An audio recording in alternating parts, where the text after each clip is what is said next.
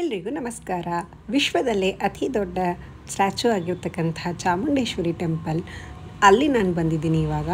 So ಈ Chamundeshwari temple 60 feet ಹತ್ತತ್ರ ಇದೆ.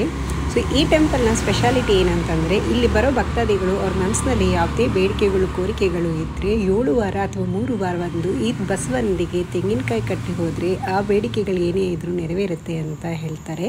ಸೊ ಅದನ್ನು ಎಕ್ಸ್ಪೀರಿಯೆನ್ಸ್ ಮಾಡಲಿಕ್ಕೋಸ್ಕರ ನಾನು ಲಾಸ್ಟ್ ಒಂದು 4 ಟೈಮ್ಸ್ ನಾನು ಈ ಟೆಂಪಲ್ಗೆ ವಿಸಿಟ್ ಮಾಡಿದ್ದೀನಿ. ಆ್ಯಂಡ್ ನಾನು 2 ಸಲ ಕಾಯಿ ಕಟ್ಟಿದ್ದೀನಿ. ಸೊ ನನಗೂ ಒಂದು ಸಕ್ಸಸ್ ಅನ್ನೋದು ಇಲ್ಲಿ ಸಿಕ್ಕಿದೆ ಅಂತಲೇ ಹೇಳ್ಬೋದು.